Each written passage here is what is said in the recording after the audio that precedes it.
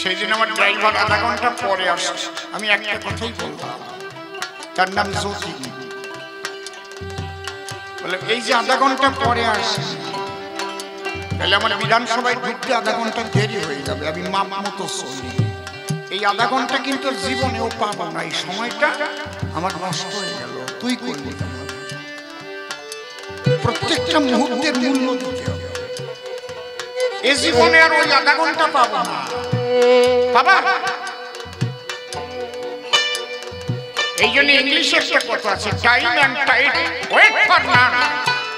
সময় এবং সুতো কারো অপেক্ষা করে না, বই। ক্লাস 9-এ একটা গল্প পড়েছিলাম, 3 কোশ্চেন আমাদের ছিল ছোট। তার মধ্যে একটা প্রশ্ন ছিল, what is the most important time of life? জীবনের সবচেয়ে শ্রেষ্ঠ সময় কোনটা? তার জবাবে লিখেছে, most important time is now. এখনই একটা মুহূর্ত যেন তোমার সময় নষ্ট না হয়, এখনই। কারণ আগামীকাল তুমি থাকবে কিনা তুমি জানো না। এখনই সৎসঙ্গ করো, এখনই হরিনাম করো, হরি বলো, হরি বলো, সময় গেল রে।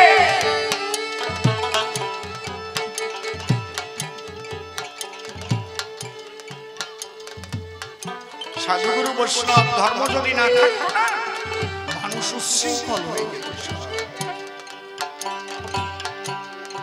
এই আত্মতত্ত্ব জ্ঞান লাভ করলে কি হয়? মৃত্যু ভয় আর থাকে না। কারণ বোঝা যায় যে আমি দেহ নই, আমি আত্মা। আমি দেহ ত্যাগ করব, আবার এসে দেহ ধরব। আমি সেই পরমাত্মার সত্তা। এই আনন্দময় হয় মানুষ। এই জন্য এগুলো জানতে গেলে কি করতে হবে বাবা? পাকা চাষি জানা হবে।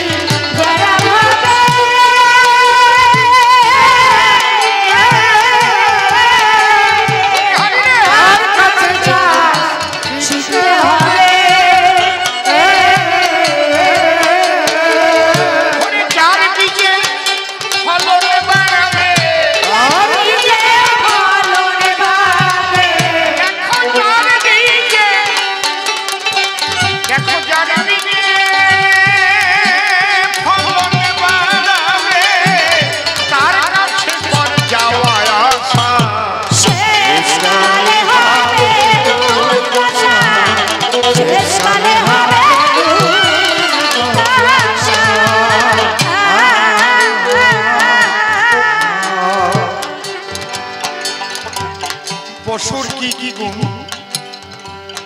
আহার, নিদ্রা, ভয়, মৈথুন। আমার একটু শোনো, পশুর কি কি গুণ আছে? আহার, নিদ্রা, ভয়, মৈথুন। পশুরাও আহার করে, আহারের খোঁজে ঘুরে ফেরে, খাবার না পেলে ওই বাগানে গিয়ে খোঁজে। পশুরাও নিদ্রা যায়, সে বনে বাস করুক আর যেখানে বাস। পশুদেরও ভয় আছে, আছে না? লাঠি নিয়ে তাড়া মারবেন, দৌড়াবেন। আর পশুরাও বংশ বিস্তার করে। মানুষের মধ্যেও যদি খালি এই 4টে গুণই থাকে, তাহলে মানুষ বলবো কেন? তাহলে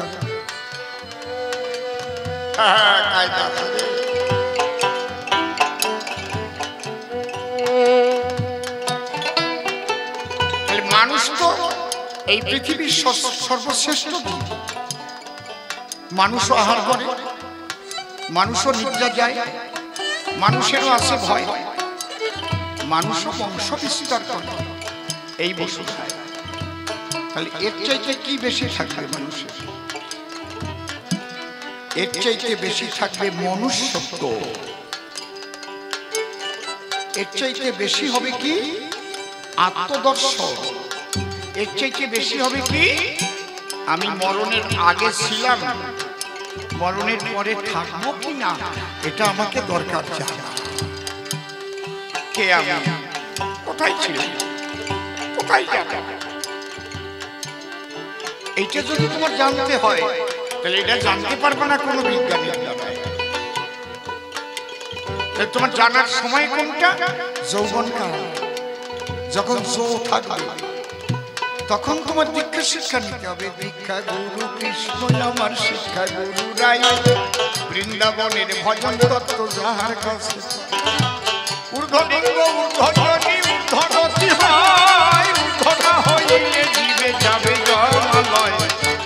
পুরুষের লিঙ্গ হয় মস্তকের মণি, তাহা দিয়া খেলা করে দেব পদ্মজনী। সাধকের স্থান হয় বৃহৎ বৃন্দাবন, শিরাধিকা হইলে তার প্রেমের মহাজ। তাহলে এই যে পিতৃধন যার এক বিন্দুর দ্বারায় এই দেহগুলো তৈরি হয়, সেই ধনকে তোমার যৌবনে বেভিচারে নষ্ট হয়ে যায় কুসঙ্গে। ওর মধ্যে ম্যাগনেট পাওয়ার আছে।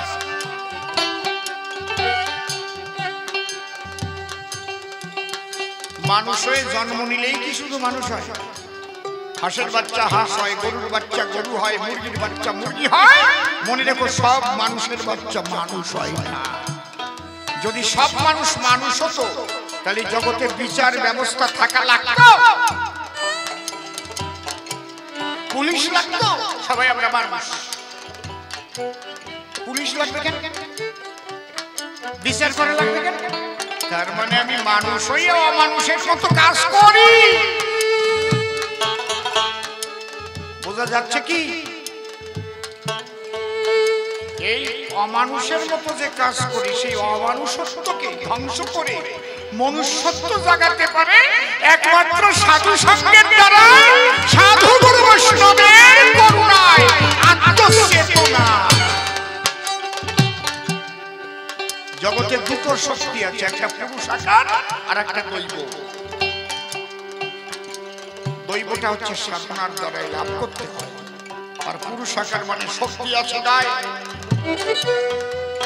বড় দলে আছি আমি, আমার বংশের লোক আছে, আমার অস্ত্রপাতি আছে, একদম ডানা বসিয়ে দেবো সালা। বুঝতে পারছেন ব্যাপারটা? অন্যায় অত্যাচার করলাম কারণ আমার শক্তি আছে। তাই যদি ওতেই যদি শুধু কাজ হতো তাহলে দুর্যোধনের দল জয়লাভ করত, তাহলে যুধিষ্ঠিরের দল জয়লাভ করলো কেন? ওদের মধ্যে দৈব শক্তি ছিল, সাধন শক্তি ছিল। এই সাধন শক্তি, সাধনার পদ্ধতি, এটা কোনো বৈজ্ঞানিক দিতে পারে না বাবা। এটা গুরু পরম্পরা, সাধুগুরু বৈষ্ণবরা বহন করে নিয়ে চলছে। তুমি যদি তাদের কাছ থেকে জানার পরে নিজে সাধনা করো, কৃপা মানে করিয়া পাওয়া, ত্রিধাতু পাপ প্রত্যয়, তাহলে দেখবে তোমার নিজের মধ্যে তোমার নিজেরই একটা আনন্দ হবে। তুমি কে বুঝতে পারবে বাবা। তাই আমার গান কিন্তু যাবা, গুরু কিন্তু বুঝে যাবা। ব্যবসায়িক কোন গুরুর কাছে যাবা না, চিনবা কি করে? যে গুরুরা শিষ্যের কাছ থেকে শুধু তোলা আদায় করে, ব্যবসায়িক। যে গুরুরা ভাবে আমাকে বেশি বেশি শিষ্য করতে হবে, তাহলে আমার কালেকশনটা ভালো, ব্যবসায়িক।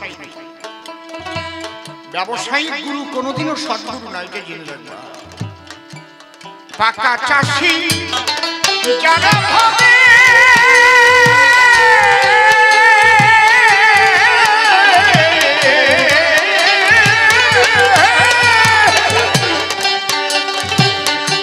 তার কাছে চাষ শিখতে হবে। পাকা চাষি যারা ভাবে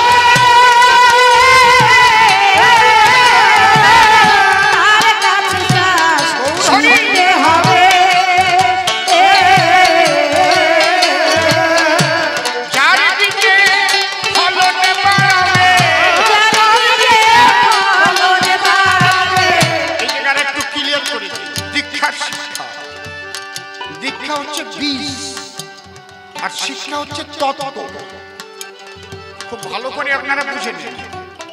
দীক্ষা হচ্ছে বীজ। কোন বীজ? ব্রহ্ম নিরাকার, আবার ব্রহ্ম সাকার। নিরাকার কোন অর্থে? সে এত ক্ষুদ্র যাকে দেখার মতো শক্তি বিজ্ঞানের কোন যন্ত্রেরও নেই। এই জন্য আমরা নিরাকার ধরে নিই। তাকে তুমি কোন রূপে দেখতে চাও, সেই রূপটা তোমার কল্পনায় আনতে হবে। আমি কৃষ্ণকে ভালোবাসি, কি কালীকে ভালোবাসি, কি রামকে ভালোবাসি, যে রূপ, এই রূপটা তোমার তৈরি করতে হবে। সেই বীজে তোমার দীক্ষা হবে। এর প্রত্যেকটার একটা আলাদা বীজ আছে। কথা বোঝা যাচ্ছে কি? প্রত্যেকটার আলাদা বীজ আছে।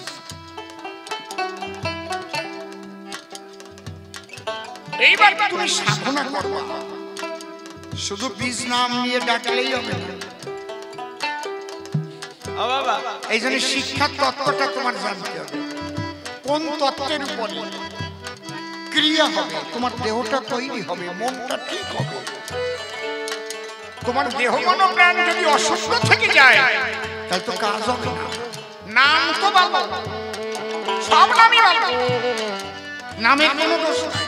ভালো মিষ্টি আমি রান্না করলাম, কিন্তু যে পাত্রে রাখলাম সেই পাত্রের তলায় ভলি ডল আছে, তাহলে কি হবে?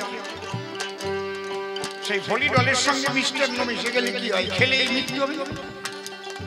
তাহলে তোমার এই পাত্রটাকে ঠিক করতে হবে। এই পাত্রটা দেহ পাত্র ঠিক করে দেয় শিক্ষা। হরি হরি বল, শ্রী গুরু প্রেমানন্দে হরি হরি। এই তত্ত্বটা জানায়। এই শিক্ষা কোন স্কুল, কলেজ, বিশ্ববিদ্যালয়ে পাওয়া যায় না। এই জন্য বিদ্যা দুই প্রকার, একটা পরাবিদ্যা আর একটা অপরাবিদ্যা। তাই পাকা চাষি যারা হবে তার কাছে চাষ শিখতে হবে। পাকা চাষি যারা হবে তার কাছে চাষ শিখতে হবে।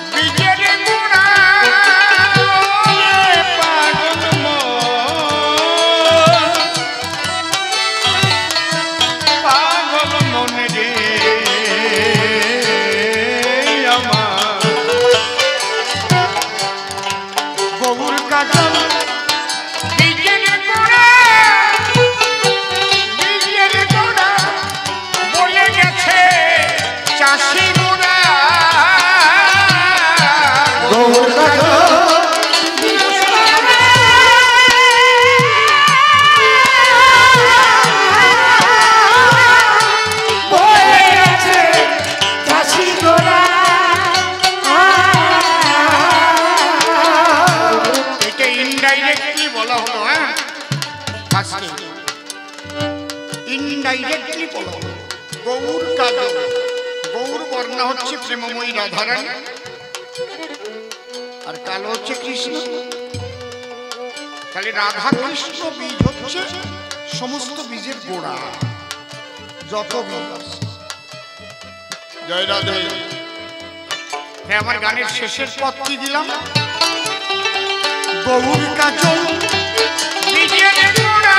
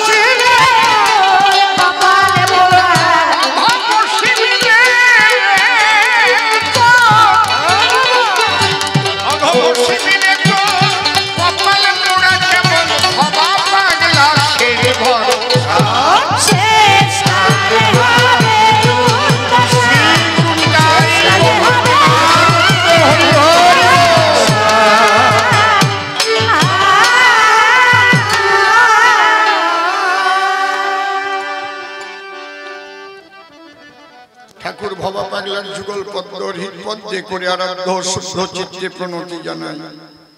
সাধুগুরু বৈষ্ণব হেরি আর যত পুরুষ নারী আমার ভক্তিপূর্ণ প্রণাম গ্রহণ করিবেন সবাই। মনরে একবার হরি বল, নাম দুর্বলের বল, নাম বিনে কি আছে বলে ভব সংসারে। যে জন করে হরি চিনতে, হরি করে তার চিনতে, অন্তে জীবকে নিয়ে যায় সে ভব সিন্ধু পারে। তাই বলি মন রসনা তেজে বিষয়ে বাসনা, কেলে সোনার উপাসনা করো সার। ওই যে হরি দীন বন্ধু পাইলে তার কৃপা বিন্দু, ভব সিন্ধু সেদিন হবি পার।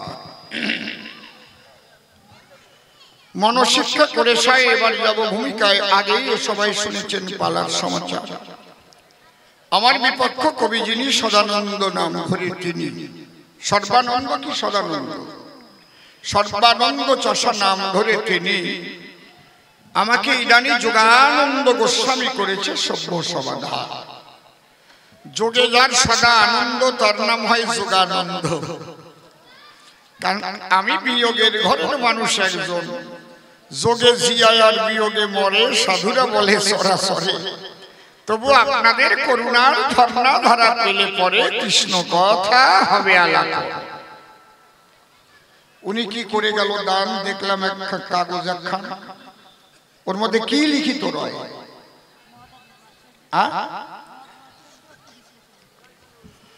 বসে শোনেন নারী নরে,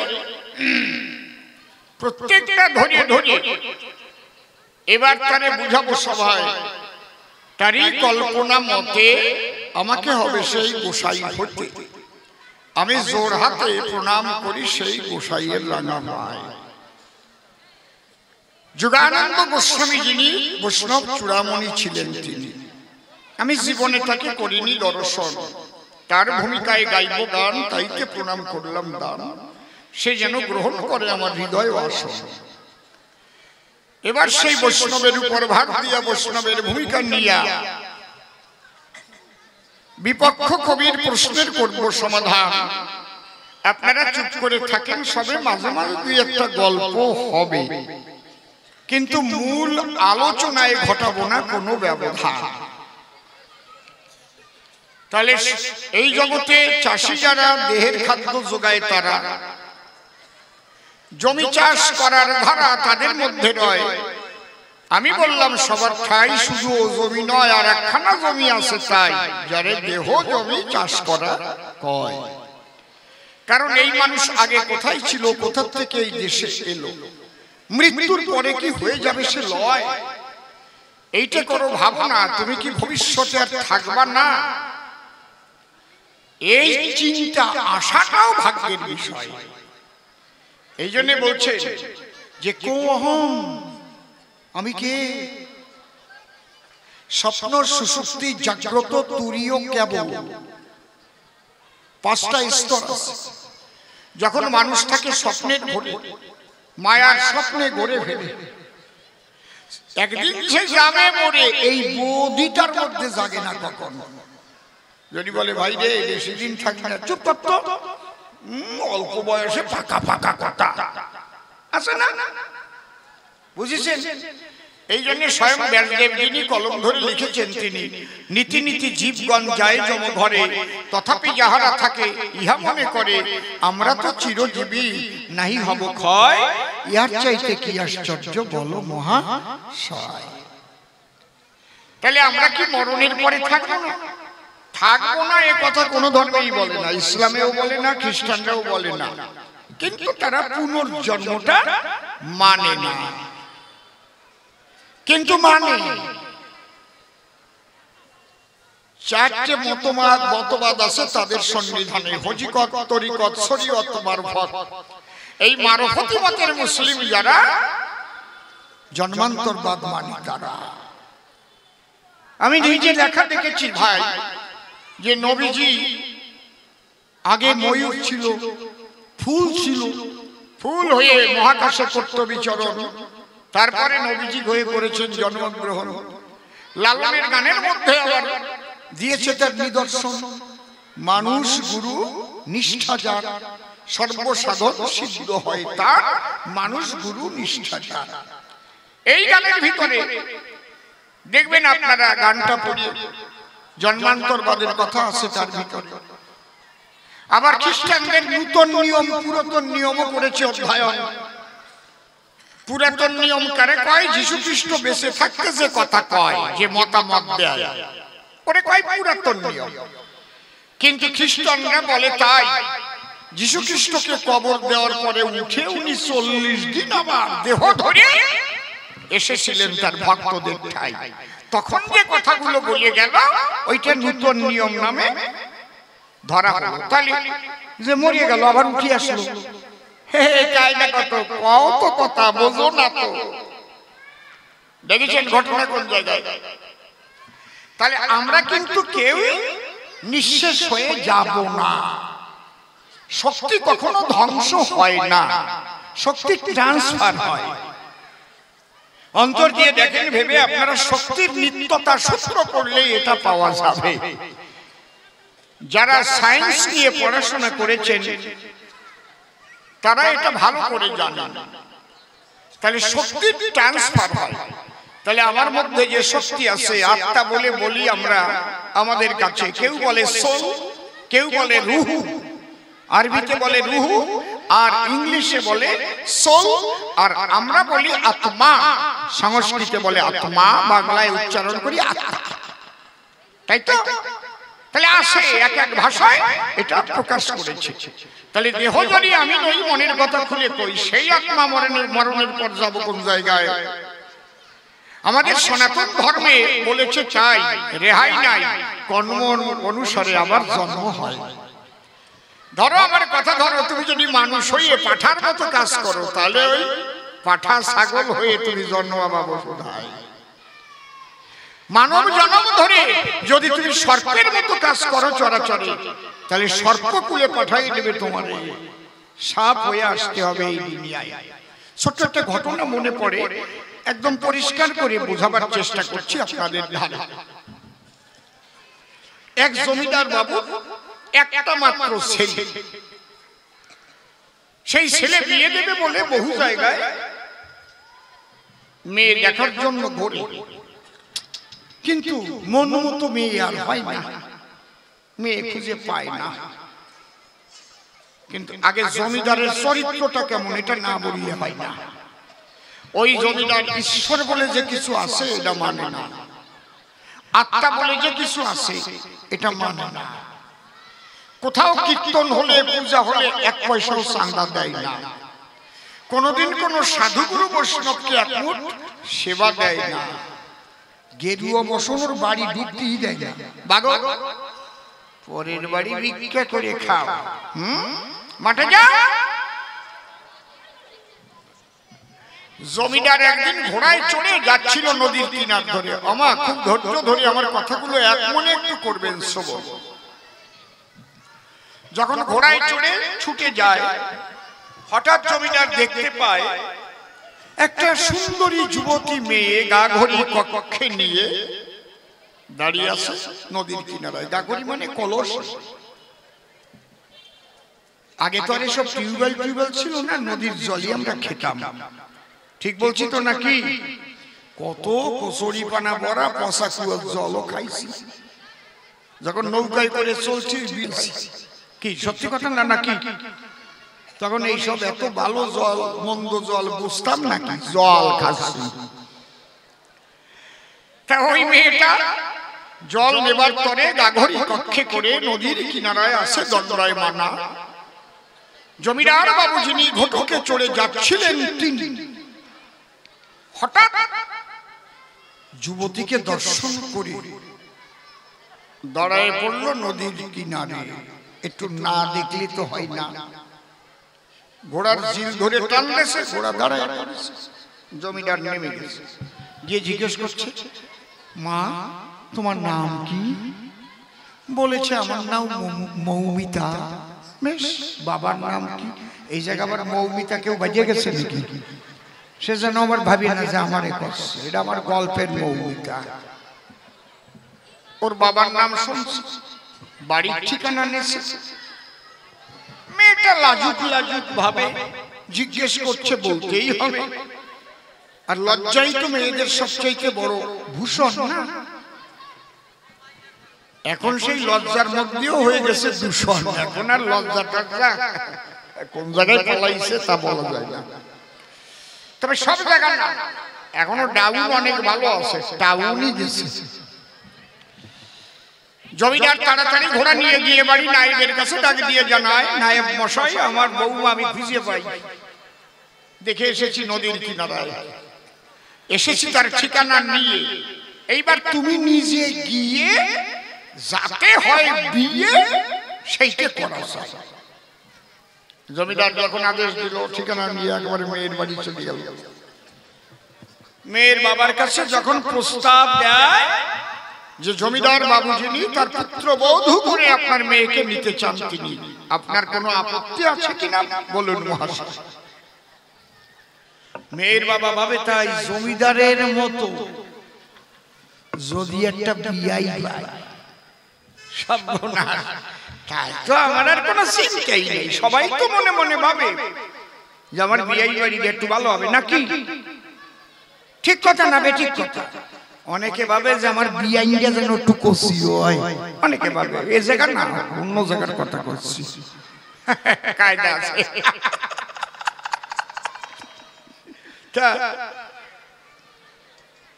যখন বিয়াই দিল সাই, কিন্তু দুইজনে যে পড়বে একটা সমস্যায়, এটা ভাবে নাই কোন জন। জমিদার ঈশ্বর মানে না, আত্মা মানে না, জন্মান্তর মানে না, সাধু মানে না, বৈষ্ণব মানে না, হরে কৃষ্ণ মানে না, রাম মানে না, কিছু মানে না, ধর্ম টর্ম মানে না, এক মুঠ বৈষ্ণবরেও খাবার দেয় না। আর যে বাড়ির মেয়ে ওটা হচ্ছে ভক্ত বাড়ি। সকালবেলা সবাই মিলে উঠে গিয়ে ছোট্ট একটা ঠাকুর মন্দিরে, সেখানে আগে প্রভাতে কীর্তন গায়, ঠাকুর জাগায়, বুঝতে পারছেন? ওরা গান গাইতে পারে, বসে বসে গান ধরে, ওর বাবা মা ভাই বোন একত্রে সকালবেলা কীর্তন করে, হরে কৃষ্ণ কৃষ্ণ কৃষ্ণ হরে হরে। আর ওরা কি করে? যা সেবা করে সেটা ঠাকুরের ভোগ দিয়ে প্রসাদ স্বরূপ গ্রহণ করে, ঠাকুরকে না দিয়ে কিছু করে না। দেখেন কোন বাড়ির মেয়ে, কোন বাড়ি হইছে বিয়ে। এইবার মেয়ে বিয়ে দিয়ে যখন ওই জমিদার বাড়ি বউ হয়ে পড়েছে গমন, এখন মেয়ে তোর জানে না যে বাড়ি হরিনাম কৃষ্ণ নাম চলে না, অভ্যাস বশত ভোরবেলায় আরম্ভ করেছে নাম সংকীর্তন। অভ্যাস নতু কৌন্তেয় বৈরাগেন চতুর্যতে, এটা অভ্যাস হয়ে যায় না? এই যে আমি অসীম সরকার কবি গান গাই, এমনি এমনি না তো, ছোট্ট কালের থেকে আমাদের বাড়ি মণ্ডপে গান বাজনা, একদম সন্ধ্যার সময় পরীক্ষা থাকুক আর যা থাকুক, ওই আধা ঘন্টা বসতেই হবে। সবাই খোল করতাল নিয়ে বাবা গাবে, তার পেছনে পেছনে করতাল বাজিয়ে বাজিয়ে গান গাইতে হবে। সেই সন্ধ্যার সেই ছোট সময় থেকে, তখন থেকে কিন্তু এটা অভ্যাস যোগের দ্বারা আমাদের সংসারের মধ্যেই এটা হতো সব সন্ধ্যায়। সেই সময় থেকে একটা বীজ ঢুকে গেছে। আগে মহাসংকীর্তন গান হতো, ভোরবেলায় ঠাকুর দাদা গান হতো, গান করতো, ও মা দর্শনে মাতো, এক মাইল দূরত্বে শোনা যেত। সে কি সুর! কৃষ্ণ ভন্দে গোষ্ঠে,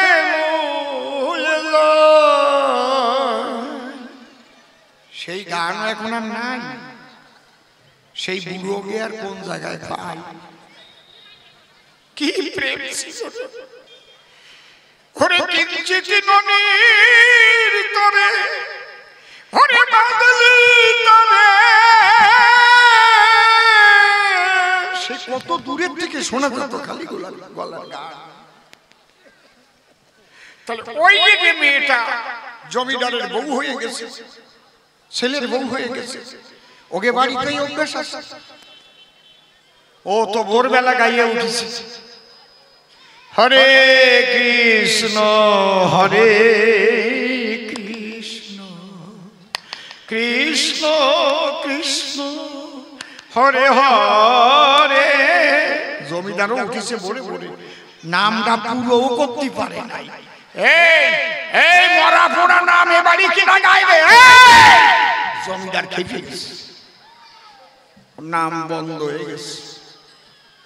কোন ঘরের থেকে আসবে এই মরা পোড়া নামের ধ্বনি ভাসে। এখন যাইয়ে দেখে ওই বৌমা গাছ। বলো শোনো বৌমা, একটা কথা শোনো, আজকে প্রথম দিন তোমাদের ক্ষমা করিয়ে দিলাম, আজকে খবরদার পরিমাণা এই বাড়ি ওই সব কৃষ্ণ রাম কালী সাধু সেবা বৈষ্ণব সেবা এসব কিচ্ছু হবে না, সাবধান। আর কোনোদিন যেন না শুনি ওই মরা পোড়া গান। বউটা ভাবছে হায় হায় হায়, আমার বাবা বিয়ে দিছে কোন জায়গায়, এর চাইতে যদি একটা রিক্সাওয়ালার সঙ্গে আমাকে বিয়ে দিত, আমাকে যদি কৃষ্ণ ভজন করতে দিত, দিনান্তে যদি একবারও খেতে পেতাম, তাই তবু আমি আনন্দ নিয়ে কাটাতে পারতাম। আমি এত সম্পদ তো চাই না। এখন আমি কি করি? মরিয়া মরি মরি, এখন আমি কি করি? কিন্তু কোন জবাব না দিয়া চুপ করে বৌমা রয়েছে সেটাই। এখন এই জ্বালার কথা বলবে যে বাড়িতে তা এটাও বলতে পারতেছি না, তাহলে মা চিন্তা করবে আমার মেয়েটা কত কষ্ট আছে। এখন তো একটু খুঁটিনাটি হলি ফোন করে কয়ে দে, মা জানো মা এরকম করেছে আমাকে, চলে আয় তুই, এটা মানবি না মোটেই, একদম চলে আয়, আমি দেখে নিচ্ছি। এরকম গন্ডগোল বাঁধার মূল হয়েছে এই ফোন। এটা সংসারে থাকলে দুই চার কথা হয় না, এখন সাথে সাথে কয়ে দেয়, কয়ে দিলি বাজিয়ে যায়। মিথ্যে কথা কইছি নাকি? না তোমরা ভালো, তোমাকে এ জায়গা ওরকম হয় না, আমি তোমার কথা করছি, আমি জানি বলে করছি, একেবারে আমি জম্বে জানা জানি। তা বউটা মনে করে ভাবো না বাড়িতে খবর বলবো না, তাহলে মা বাবা দুশ্চিন্তার মধ্যে থাকবে সব সময়। দেখা যাক, পড়েছি তো শুনেছি তো ভাগবতের পাতায় পাতায় রাধারানীও তো আয়নের ঘরে ছিল, তার মধ্যে দিয়েও তো সে কৃষ্ণ ভজন করল। তাহলে আমি হয়তো পড়েছি সেই সমস্যা। একদিনের একটা কথা বসে শোনেন বিজ্ঞশ্রোতা, মধ্যাহ্নকালীন অবস্থায় মানে দুপুর বেলায় রান্না করে সবাইকে খাওয়া দাওয়া দিয়ে সবাই গেছে যার যার ঘরে। এইবার বৌমা খেতে বসবে পরে, এখনো বসে নাই। এই সময় সেবা করবে বলে গেছে কলে, একটু জল নিয়ে আসছে। রাস্তা দিয়ে এক সাধু যাচ্ছে, সিদ্ধ মহাত্মা। উনি 3 দিন কোথাও আহার করেনি, কিন্তু ওই লক্ষ্মী যুক্তা বধূকে দেখার পরে সাধু ভাবে অন্তরে এই মায়ের হাতে আজকে এক মুঠো অন্ন সেবা নিয়ে যায়। ওই অন্ন সেবা নিতে সাধু দাঁড়িয়েছে গিয়ে খাবার ঘরের দরজাতে। মা, হ্যাঁ কে ডাকে?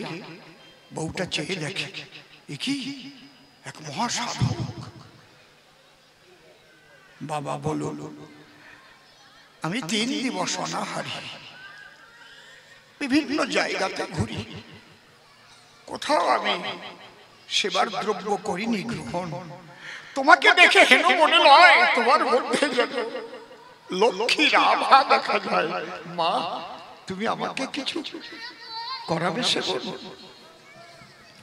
কি বিপদে পড়েছে বউটা, একটু ভাবুন তো আপনারা। এখন শ্বশুর করেছে মানা, কোন সাধু গুরু বৈষ্ণব, এই বাচ্চারা ঠিক করে, এই টাইমে একদম কথা হবে না। কোন রকম কোন বৈষ্ণব সেবা দেওয়া যাবে না, সাধু সেবা দেওয়া যাবে না, তাহলে এই বাড়ি থাকতে পারবে না। এখন ওই মুখ দিয়ে যে বলবে যে তোমাকে আমি সেবা দেব না, তাও পারতেছে না। বুদ্ধিমতী মহিলা কোন কথা কহিলা, ওই লক্ষ্মী যুক্তা মহিলা ডেকে বলে সেই সাধুজনের ঠাই, বাবা আমরা পুরাতন খাই, আমাদের বাড়ি নূতনের আমদানি নাই, বাবা আমরা পুরাতন খাই, আমাদের বাড়ি জানো নূতনের আমদানি নাই। মহাজন যিনি ইশারাতে বুঝলেন তিনি ধীরে ধীরে যখন করেছে গমন, জমিদার ওই কথা শোনার পরে চলে আসছে বৌমার ধারে। বৌমা, বুঝাই বলতে হবে আমার, ওই যে গেরুয়া বসন পরা একজন এলো দ্বারে, তোমার কাছে খেতে চায়, তুমি খেতে দিতে পারবা না, তাও তুমি বললে না, তুমি এক দুটো বাক্য উচ্চারণ করলে, উনি বা কি বুঝতে পেলে, কি তুমি বা কি বুঝালে, এর মাহাত্ম্যটা বুঝাই বলো আমায়। তুমি বললে আমরা পুরাতন খাই, আমাদের বাড়ি নূতনের আমদানি নাই, তুমি তো বলো না যে আমরা খাবার দেব না, তুমি গোসাই। উনি কি বুঝলো, তুমি কি বললে? কয় বাবা এটা বলবো না, এটা বললে আমার পিটুয়াই তাড়াবে না। কয় মা আমি কথা দিচ্ছি তোমার কাছাকাছি এই জবাবের জন্য তোমার কোনো সাজা হবে না। হবে না? হবে না তো না, তাহলে সুযোগ যখন পাই আজকে আর না বলে উপায় নাই। বাবা, বাবা কি আপনি তো জমিদার? বলে হ্যাঁ। একটা কথা বলি, প্রশ্ন করি আপনার ধার, আপনি এই জীবনে কতটুকু জমি করেছেন ক্রয়, মানে কিনেছেন? কয় 100 টাকা নয়। 100 টাকা জমি কেনে না, সে কি করে জমিদার হয়? কেন? আমার বাবা জমিদার ছিলেন, আমার ঠাকুর দাদা জমিদার ছিলেন, আমার তালই ঠাকুর দাদা জমিদার ছিলেন, আমি সেই জমিদারি পেয়েছি বলেই তো আমাকে জমিদার বলা হয়। তাহলে এটা পুরাতন খাওয়া, নূতন তো কিছু করেন নাই। কয় তা তো ঠিক।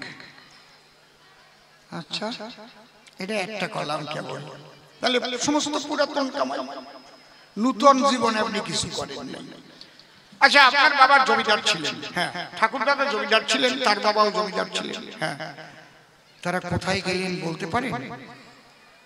না, জানি না। বাবা আপনি কোথায় যাবেন মরণের পরে বলতে পারেন? বলে তাও তো জানি না। বাবা এই জগতে দর্শন করি কত জীবগণ, পশু পাখি জন্তু জানোয়ার আছে, বলতে পারেন এর মধ্যে আপনি মানুষ হলেন কিসের স্তরে? আপনি একটা পশু তো হতে পারতেন বনের ভিতরে, পশু না হইয়া কেন পেলেন মানব জীবন? এই প্রশ্নের জবাব জানা আছে কি বলুন তো আমার সদন? কয় তা তো জানা নাই। কয় বাবা তালি শোনেন, এই মানব জন্ম যদি পেটে হয় 80 লক্ষ জন্ম ভ্রমণের পরে তারপরে মানব জন্ম ধরে। কি কি? আরে বাবা, স্থাবর 30 লক্ষশ্চ, জলজ 9 লক্ষ, কৃমিয়া 10 লক্ষশ্চ, রুদ্র লক্ষ 9 পক্ষিণো 20 লক্ষস্তু পশুবা, এতেষু ভ্রমণাঙ্কিতা, আর 4 লক্ষস্তু মানবা, এতেষু ভ্রমণাঙ্কিতা দ্বিজত্বম উপজয়তে, মনুষ্য দুর্লভ জনম যদি কৃষ্ণ ভজন। হরি হরি বল, হরি হরি বল। বাবা কি দেখবেন, কোন মানুষ জন্ম নিয়েই কৃষ্ণ কথা কয়, কোন মানুষ বৃদ্ধ হয়ে যায় ওই কৃষ্ণ কথা হয়, তার পাশে গিয়ে তাস খেলায়। কৃষ্ণ কথা শোনার রুচি নাই তার সব সময় আছে না? আমার কোন একটা বাচ্চা ছেলে কৃষ্ণ কথা শুনতে পেলে সে সব ফেলে ওই জায়গায় গিয়ে চোখের জলে ভেসে গড়াগড়ি যায়। এর মানে কি? এটা হচ্ছে তার প্রারব্ধ প্রাপ্তি। পূর্ব জন্মে থাকে যদি সাধু সংস্কার, দেখে শুনিতে হয় তার বৈষ্ণব আচার। আপনি হয়তো আগের জন্মে কোনো গরু কিংবা যা কিছু কুকুর একটা কিছু ছিলেন, ও তো পাশ পাইয়ে গেছে বলার জন্য, ভয় তোর পাচ্ছে না। হয় কুকুর ছিলেন, না হয় গরু ছিলেন, না হয় পাখি ছিলেন, কোন সাধুর আশ্রমে আপনি জায়গা পেয়ে গেলেন। হয়তো সাধু আশ্রমটাকে আপনি কুকুর হয়ে পাহারা দিতে, তাই সাধু কৃপা করে আশীর্বাদ করেছিল আপনারে। আরে তুই কুকুর হয়ে যেভাবে থেকে আশ্রমের ভিতরে সারা রাত জেগে জেগে পাহারা দিস সর্বদাই, আমি আশীর্বাদ করি হে দয়াল হরি এই কুকুর জন্ম ত্যাগ করে যাবে মানব জন্ম পায়। সেই সাধুর হয়তো আশীর্বাদে তাইতে আপনি নির্বিবাদে মানুষ হয়ে একটা ভালো জায়গায় জন্ম নিয়েছেন। এই সময় একটু ভেবে দেখবেন আমার এই দাবি, হয়তো ছিলেন আপনি কোন সাধুর দরবারের গাভী, এত দুগ্ধ আপনি করাইছেন পান, তাই সাধু কৃপা করে হস্ত দিয়ে হয়তো আপনার শিরে বলেছে হে ঈশ্বর স্বয়ং ভগবান এই জন্ম পরে একে পাঠিয়ে দিও মানব কুলের ভিতরে, এই জন্য গাইতে পারে কৃষ্ণ নামের গান। কিন্তু আপনি পাইছেন, পাইয়া এসে কি করেছেন সব ভুলিয়ে গেছেন। পুরানো কামাইতে মানুষ হইছেন, বাপ ঠাকুর দাদার জমিদারি ভোগ করতেছেন, কিন্তু এরপরে মরিয়া কি হবে তা তো জানি না। এইবার যদি কুকুরের মতো কাজ করেন তো আবার কুকুর হবেন, যদি আপনি বিষ্ঠার মোকা পোকার মতো কাজ করেন এই সাধু গুরু বৈষ্ণবদের তাড়ায় দেওয়া মানে কি? এর চাইতে অপরাধ আর নাই দুনিয়ায়। সাধু সেবা করলে পরে ঈশ্বর খুশি হয় তার উপরে। সেই সাধু এসেছে আপনার ঘরে, আপনার ভয়ে আমি তার এক মুঠো অন্ন দিতে পারি না। এই কাজটা অত্যন্ত খারাপ কাজ। এর ফলে কি হবে? পরবর্তী জন্মে আপনার যে কোন কুলে জায়গা হবে সেটা আমি বলতে পারবো না। আপনার বাড়ি এখন নাই হরি নাম, নাই কৃষ্ণ নাম, নাই সাধু সেবা, কিছু নাই। আপনি যা খাচ্ছেন পুরানো কামাই, নতুন আপনার বাড়ি কিছু নাই, কিছু নাই।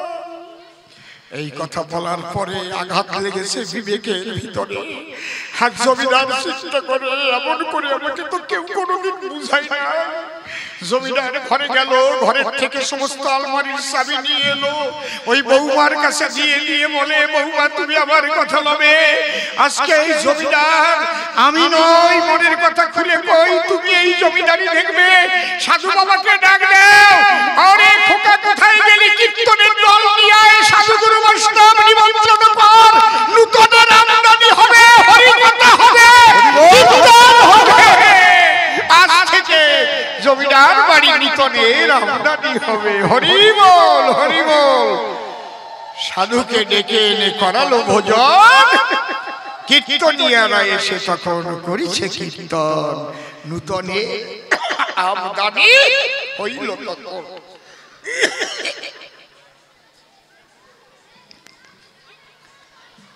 এই জন্য সাধু সঙ্গ করলে পরে এই বোধ জাগে তার ভিতরে। পরিষ্কার বললাম সবার ঠাই।